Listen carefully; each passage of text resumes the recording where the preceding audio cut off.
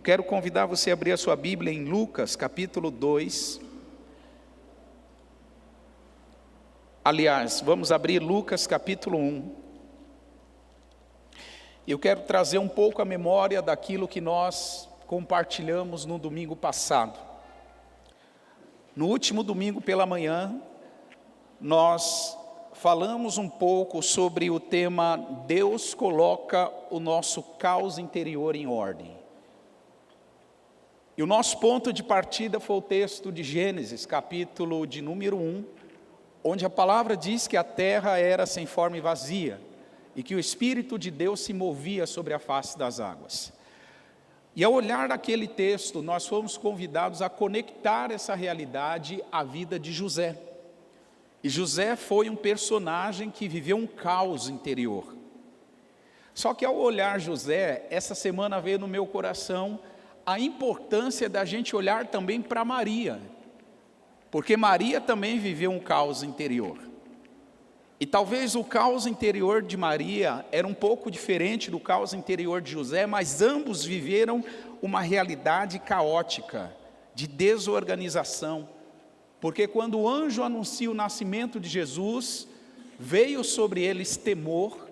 A palavra diz que o anjo precisou afirmar para eles: não temam, porque eles estavam preocupados com o que seria depois deste anúncio. Como essa gravidez ganharia forma? Como o Espírito Santo ia gerar Jesus no ventre de Maria?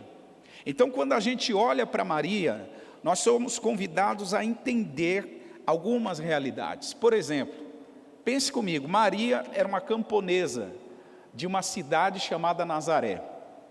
E como camponesa, alguns estudiosos chegam a dizer que quando ela estava comprometida, noiva, com José, ela tinha de 14 a no máximo 18 anos. Então veja, Maria, segundo alguns estudiosos, era uma adolescente que estava saindo da fase de adolescente para a fase juvenil. Ela não tinha suas faculdades emocionais formadas. Ela não tinha sua mente amadurecida. Ela não era uma mulher de idade avançada, vivida, que já conhecia a vida o suficiente para saber que decisão tomar. Maria era uma jovenzinha, que estava saindo da fase da adolescência para iniciar a fase adulta. E é muito provável que isso seja real, porque no mundo da sociedade judaica, nos tempos de Cristo, era muito comum as filhas serem entregues em casamento assim que elas tinham a menarca, a primeira menstruação, porque subentendia-se que uma menina que teve a primeira menstruação, ela já estava pronta para reproduzir. Então era muito comum esses casamentos acontecerem, serem arranjados nos primeiros anos, ou nos últimos anos da adolescência, e nos primeiros anos da fase juvenil. Então é nesse contexto que Maria aparece grávida, sem estar casada. Parte da sociedade judaica nos tempos de Cristo olhava isso como um escândalo. Tanto é que se Maria fosse entregue, ela seria culpada por um adultério.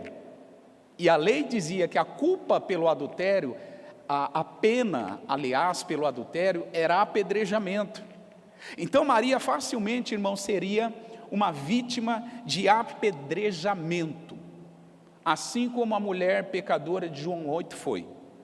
Então pense comigo, todo esse risco, todo esse mundo de informação, passando na mente e no coração de uma jovenzinha de 14 a 18 anos. Se você é mulher madura, que está aqui, se colocando no lugar de Maria, já acha que seria difícil, imagine para uma jovenzinha. Imagine para uma mocinha que está aprendendo a viver e tem que lidar com toda essa quantidade de informações que está vindo sobre ela. O texto de Lucas, capítulo 1, que nós vamos ler, ele vai ajudar a gente a entender isso um pouco melhor. Diz a palavra no verso 26 de Lucas 1. No 6º mês, foi o anjo Gabriel enviado por Deus a uma cidade da Galileia, chamada Nazaré, a uma virgem desposada com um varão cujo nome era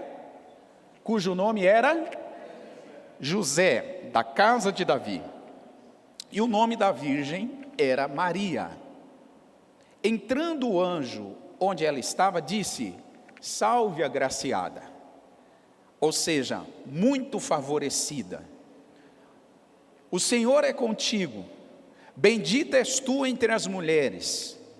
E vendo ela, ou seja, ouvindo ela essa saudação, turbou-se muito com aquelas palavras e considerava: que tipo de saudação é essa? Versículo 30 de Lucas 1. Disse-lhe então o anjo: Maria, não temas, porque achaste graça diante de Deus, e eis que em teu ventre conceberás e darás à luz a um quê? Darás à luz a um quê, gente? Um filho, e o nome dele será Jesus. O que Maria ouve do anjo era estarrecedor, irmão. Era assombroso. Era para ativar nela crise de pânico, era para ativar nela um caos interior gigantesco. Porque tudo isso aqui que ela ouve, irmãos, desabou o mundo de Maria quando ela ouviu isso aqui. Não é uma informação simples. Não é uma informação que fazia parte do cotidiano dela. Não é uma informação leve, suave, tranquila, que ela ia absorver com tranquilidade. Negativo. Era uma informação que colocou Maria em completa e total desorganização. O mundo interior da Maria foi abalado com essa notícia. Tanto é que a palavra diz que no versículo de número 29, ela ficou turbada. O que essa expressão significa? Ela ficou perplexa, ela ficou perturbada, porque ela sabia que para isto que o anjo estava anunciando se cumprisse sobre ela, ela ia ter que enfrentar uma avalanche de oposição. Diga isso comigo, avalanche de oposição. E aqui eu já aprendo algo extraordinário, irmãos. O povo de Deus é muito bom de receber palavras proféticas, você diz amém? Como essas que o Damião liberou sobre nós aqui nessa manhã. Só que aprenda algo. Toda vez que chega uma palavra profética da parte de Deus sobre a tua vida, se prepare, porque virá juntamente com ela uma avalanche de oposição. Palavras de Deus, palavras liberadas do trono da graça de Deus, elas não se cumprem automaticamente, espontaneamente na nossa vida. Negativo. Elas vêm acompanhadas com uma avalanche de oposição e de cenário contrário, para que aquilo que Deus falou não se torne realidade na terra e não haja uma transformação de vidas. Foi baseado nisso que o profeta Isaías diz que a palavra que sai da boca do Senhor não deve tornar para ele vazia. Antes ela deve cumprir o propósito para o qual ela foi enviada. Toda palavra de Deus tem um propósito. Agora, para esse propósito ser estabelecido, irmão, se prepare, você vai enfrentar uma avalanche de oposição. Foi o que Maria enfrentou. Uma avalanche de rejeição da sua sociedade. Só que Maria teve algumas atitudes de alguém que dá espaço para Deus organizar o seu interior. Diga isso comigo, eu sou alguém que dá espaço para Deus organizar o meu interior. Agora veja, alguém que dá espaço para Deus organizar o seu interior tem algumas atitudes. E eu vejo essas atitudes em Maria. E a minha oração é que Deus encontre essas atitudes na nossa vida aqui nessa manhã. Primeira atitude, disposição. Diga isso comigo, disposição. Depois que Maria recebe o choque inicial de entender o plano que seria posto em ação, depois dela ficar perplexa, como diz a Bíblia, depois dela ficar atônita, ansiosa, ter talvez hoje uma crise de pânico, Maria, ela se coloca à disposição. Olha o que diz o verso 36 de Lucas 1. Eis que também Isabel, a tua prima, concebeu um filho na sua velhice. E já é o 6º mês para aquela que era chamada estéril. Porque para Deus, diga isso comigo, nada é impossível. Olha que interessante, o anjo diz: Maria, o que está acontecendo com você não é só com você. Deus não está intervindo só na tua história. Deus também interviu na história da tua prima Isabel. Lembra, ela era mais velha. Lembra, Maria, ela era estéril. Lembra, ela não podia dar luz. Era rejeitada pela sociedade, porque uma mulher nos tempos bíblicos que não podia dar luz era uma mulher amaldiçoada. Era uma mulher que vivia debaixo de maldição. E aí o anjo diz para Maria exatamente isso, presta atenção, o que está acontecendo com Isabel, a tua prima, e olha, já é o 6º mês da gestação dela, hein? Vai acontecer algo semelhante com você, porque para Deus nada é impossível. Quando Maria ouve essa expressão, ela reage, e a reação dela está no verso 38, acompanhe comigo. Disse então Maria, o que Maria disse? 1, 2, 3.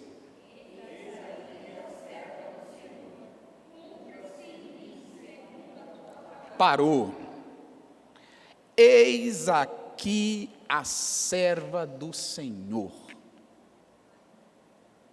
Cumpra-se em mim a sua... que disposição, hein, gente?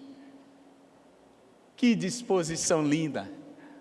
Uma jovenzinha que até pouco tempo, 2 minutos antes, Claudemir estava ansiosa, preocupada, perplexa. 2 minutinhos depois, ela entende o plano de Deus e diz: eis aqui a serva do Senhor, cumpra-se em mim a sua palavra. Que disposição, gente. Disposição de se render à palavra do Senhor. Disposição de se render à vontade de Deus. A disposição de Maria, ela aponta para muitas coisas que essa mulher tinha. A disposição de Maria aponta para a humildade, aponta para a simplicidade, aponta para a sujeição, aponta para o desprendimento e para a fé. Maria era uma mulher sujeita à vontade de Deus. Ela disse: é essa a vontade de Deus? Beleza, é assim que será feita. É assim que é assim que será. Eu acho impressionante isso, porque, irmãos, pessoas que têm uma ação de Deus organizando o seu interior, elas têm essa atitude aqui, ó. Elas são dispostas a se render ao que Deus está falando. Elas são dispostas a se colocar à disposição do processo que Deus inaugurou na vida dela. Elas são dispostas a não queimar etapas do processo. Elas são dispostas a interagir com fé e obediência ao que Deus está falando. Pessoas que dão lugar para Deus colocar em ordem o seu interior, elas têm essas características que Maria tinha. Então é muito importante a gente olhar essa expressão que Maria diz: eis aqui a serva do Senhor. Essa expressão, eis-me aqui, ela aparece em outros lugares da Bíblia, e você lembra disso? Outros personagens disseram isso, mas eu quero lembrar você a vida do profeta Isaías. O profeta Isaías, no capítulo 6, quando ele tem uma visão do trono de Deus, a palavra diz que no ano em que morreu o rei Uzias, ele viu o trono de Deus, ele viu o Senhor assentado no seu trono, ele viu a orla do seu manto, ele teve uma visão aberta do trono de Deus. E a palavra diz que em determinado momento dessa visão, o Isaías lamenta, porque ele diz que era um homem pecador, um homem de lábios impuros, um homem que habitava no meio de um povo de impuros lábios, e os olhos dele viram o rei. E naquele momento, um anjo tira uma tenaz ou uma brasa do altar, vai até Isaías toca nos lábios de Isaías, e a Bíblia diz que o anjo diz para ele assim: os teus pecados são perdoados. Isaías foi limpo. Só que depois disso, irmãos, o versículo 8 e 9 de Isaías 6 conta algo extraordinário. A palavra diz que depois disso, o Isaías ouve a voz do Senhor. Diga isso comigo: Isaías ouviu a voz do Senhor. E a voz do Senhor dizia o quê? A voz do Senhor dizia assim: a quem enviarei? Quem enviarei? Quem está disposto a ir cumprir o meu propósito? Quem há de ir por nós? E nesse momento, o profeta Isaías ousadamente diz no versículo 9: eis-me aqui, envia-me a mim, eu estou à disposição. É isso que Isaías quis dizer: eu estou à disposição. Maria disse: eu estou à disposição. Isaías disse: eu estou à disposição. E quando Deus olha para nós aqui, o que ele ouve? Um povo disposto ou um povo cheio de desculpa?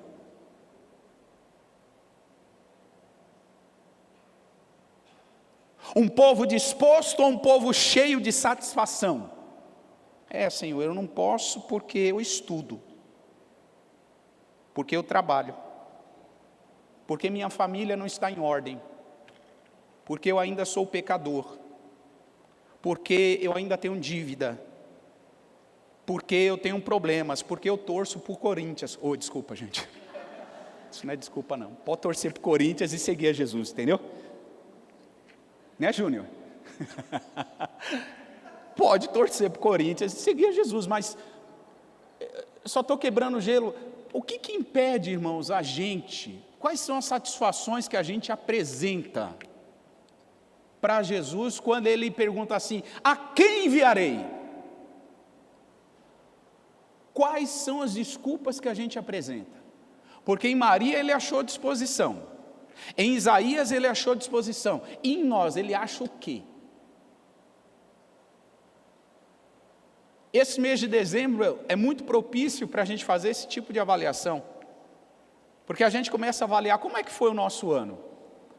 Eu estive mais à disposição ou eu arrumei mais desculpa para deixar de fazer o que tinha que ser feito? Eu fui alguém mais disposto ou eu fui alguém que mais trabalhava para elaborar justificativas? Porque, irmão, elaborar justificativa um tempo inteiro dá um trabalhão, hein? É verdade ou não é? Porque se você é alguém que arruma muita justificativa, chega uma hora que a sua lista de justificativas vai acabar. E aí você tem que ser muito criativo para criar uma nova. Isso dá um trabalho, irmão. Posso te dizer algo verdadeiro? Algo honesto? É mais fácil você dizer: eis-me aqui, envia-me a mim, do que ficar criando justificativa e pretexto. É mais fácil. Você tem que botar muita energia para ficar criando justificativa para isso. Eu não fui por causa disso, eu não vou por causa daquilo, eu não vou. Cara, desconstrói isso, é mais fácil você dizer sim. Se rende de uma vez, se entrega de uma vez, se derrama de uma vez, faça isso de todo o seu coração e a obra de Deus vai ganhar forma na sua vida. Maria tinha uma marca da disposição. Em segundo lugar, Maria tinha a marca da conexão. Diga comigo: conexão. Uma das atitudes mais importantes que a gente encontra na vida da Maria é que ela estava disposta a se conectar. O anjo anuncia o nascimento de Jesus, e quando Maria ouve isso, qual é a primeira atitude que ela tem, irmãos, depois disso? A primeira atitude que Maria tem, ela arruma suas malas e faz uma viagem de cerca de 150 quilômetros, montanha acima, até a direção da Judéia, porque ela estava em Nazaré, ela foi para a região da Judéia, montanha acima, na direção da Judéia. E sabe por que ela fez isso? Porque ela ouviu falar que a prima dela, Isabel, também estava grávida. Agora pensa comigo, na mente da jovenzinha Maria, ela estava pensando assim: eu preciso ouvir alguém mais experiente. Eu preciso ouvir alguém que está vivendo os milagres de Deus. Eu preciso ouvir alguém mais experimentado na fé do que eu, para saber como é que eu vou lidar com isso. Então ela não mede distância, irmãos. Ela monta no lombo de um animal, porque não tinha avião, você diz amém? Não tinha ônibus, você diz amém? Também não tinha carro, tá? A viagem ou era no lombo de animal ou a pé. E ela faz uma viagem de 150 quilômetros morro acima, para ouvir a opinião de alguém mais experiente. Que lição de humildade. Isabel já estava vivendo a vontade de Deus e Maria sabia disso. Isabel era alguém mais experiente porque ela viveu com a crítica de ser uma mulher estéril durante toda a vida. Tanto é que a Bíblia diz que ela engravidou na sua velhice. Ela sabia lidar com a pressão e Maria falou: eu preciso ouvir Isabel. Isabel sabe como lidar com esse trem. Isabel sabe como lidar com a pressão popular. Isabel sabe como lidar com uma sociedade que fica massacrando você. Eu preciso ouvir Isabel. E é isso que Maria faz. Monta no lombo do animal, 150 quilômetros, para chegar, para fazer uma conexão estratégica, para ouvir o que Deus estava fazendo na vida da sua prima Isabel. Olha o que diz o versículo 39 de Lucas 1.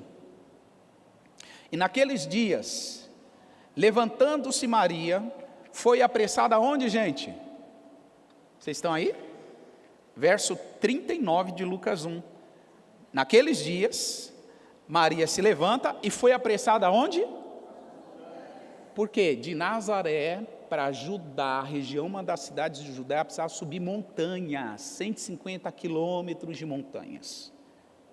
Versículo 40, e entrou na casa do Zacarias, que era o esposo de Isabel, e saudou a Isabel. 41, e aconteceu que ao ouvir Isabel a saudação de Maria, a criancinha fez o que, gente? E Isabel foi cheia do que, irmãos? E ela exclamou com grande voz o que, irmãos?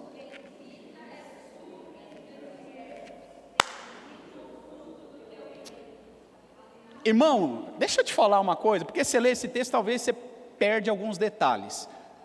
Maria, quando ouve o anjo anunciando que ela estava grávida, ela não passou um WhatsApp para Isabel: estou grávida.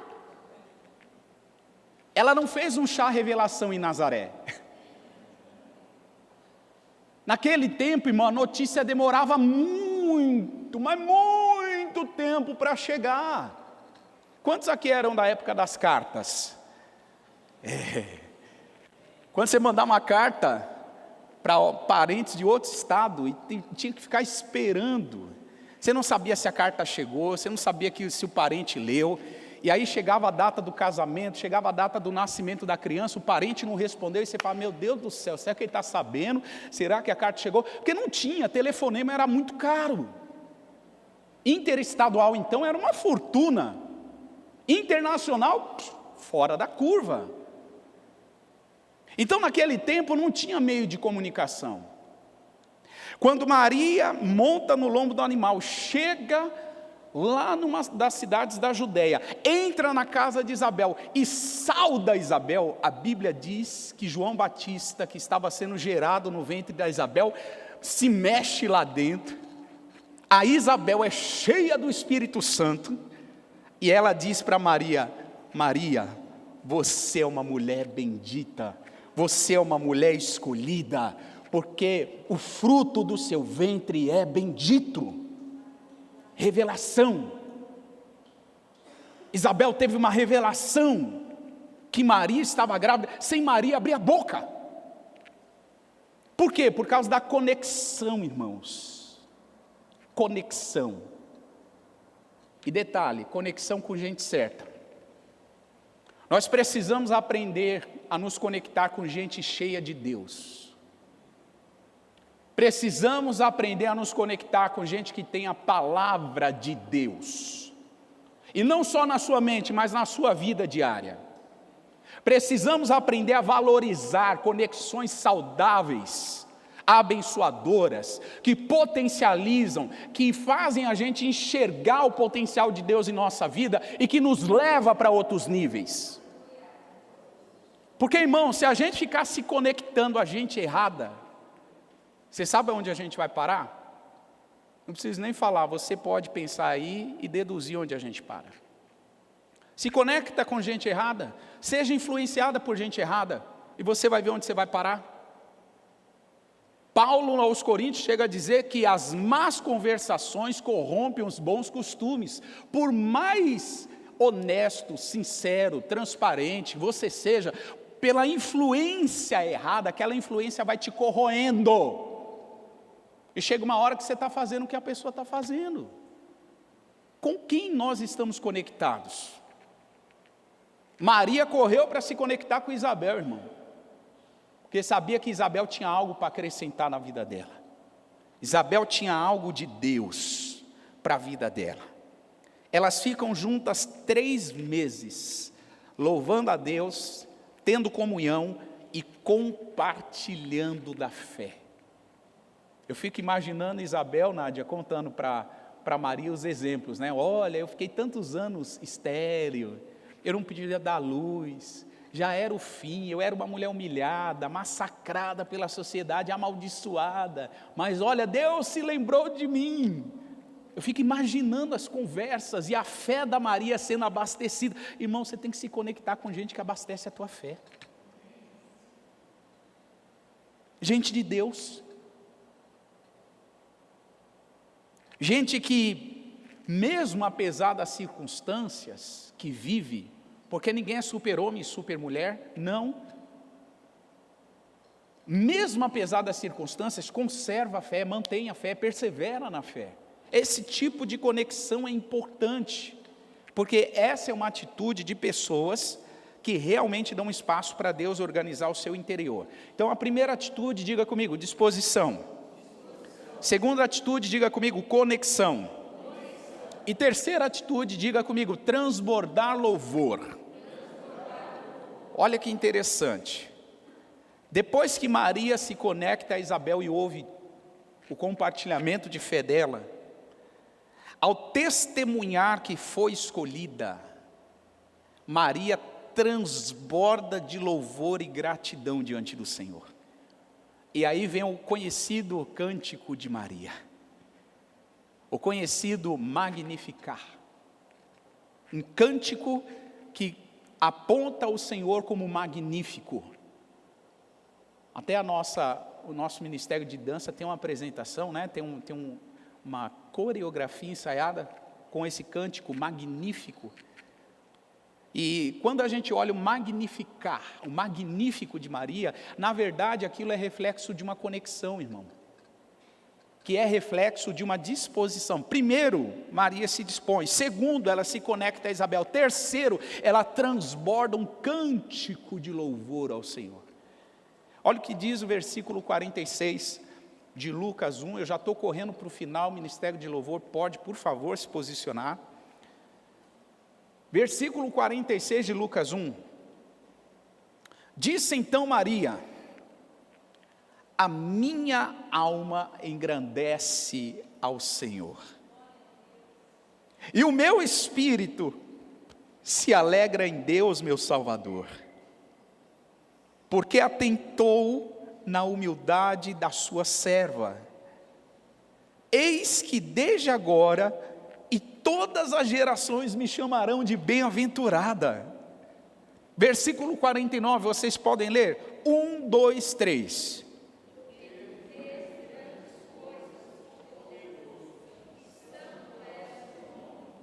Porque Ele fez grandes coisas, o seu nome é poderoso, o seu nome é santo. Maria transborda de louvor, irmão. Maria transborda de louvor. E a minha oração, que nessa manhã, é que nessa reta final de 2023, o Espírito Santo coloque em nós um cântico novo.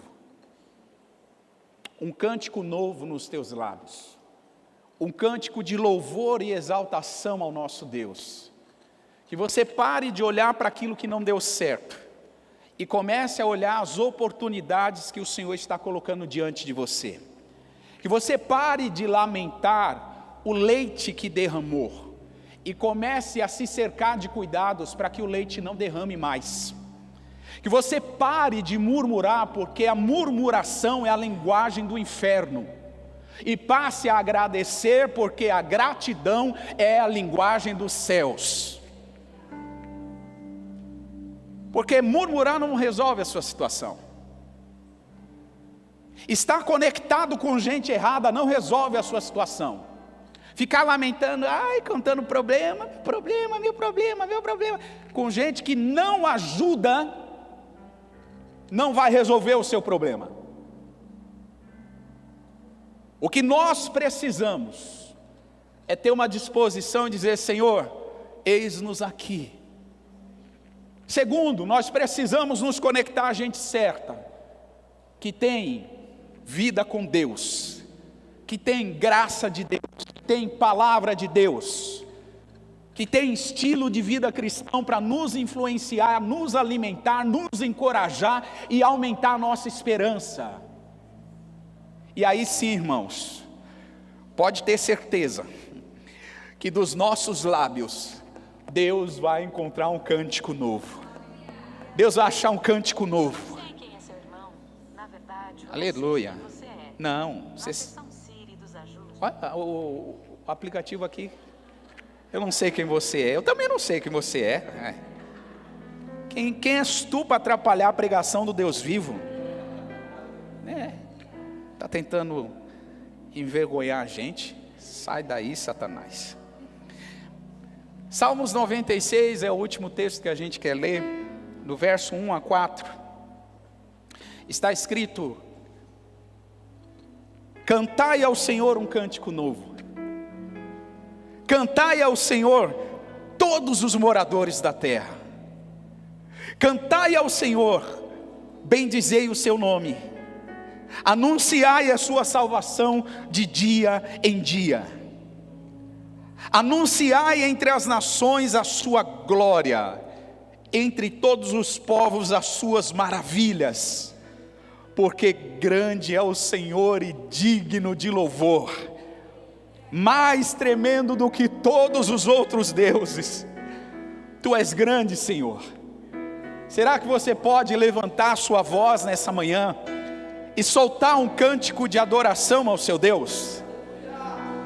Será que você pode erguer as suas mãos, se colocar de pé e soltar um cântico de gratidão? Que o Senhor encontre um cântico novo em nós. Que assim como Ele encontrou em Maria um cântico à sua santidade, à sua beleza, que o Senhor ache em nós um cântico novo. Porque nós te amamos, Senhor. Porque Tu és belo, Tu és magnífico, Tu és exaltado. Obrigado, Jesus. Porque talvez nesse ano de 2023, a nossa vida não foi, os nossos planos não foram do jeito que gostaríamos, mas o Senhor nos conduziu até este momento. O Senhor nos trouxe debaixo das Tuas asas. O Senhor nos escondeu no Teu esconderijo. À sombra do Senhor Altíssimo, nós encontramos descanso, Senhor. Pai, que haja um cântico novo na igreja. Que haja um cântico novo nos nossos lábios. Que assim como Maria foi visitada pelo Seu Espírito e brotou um cântico novo, Senhor, que o Teu Espírito nos visite nesta manhã. E que haja cânticos novos brotando aqui. Cânticos novos brotando aqui, Senhor. Urebacastu e cotoramadas. Eramachu e botoremato e mandarabasai. Ueramacho que tereme canto romacia. Te adoramos, Jesus, te adoramos, Senhor. Te adoramos, Jesus, te adoramos, Senhor. Tu és digno, Tu és digno de todo louvor, mais digno do que todos os outros deuses. O Teu nome está sobre todos os nomes, Senhor, e a Ti rendemos louvor, honra e glória.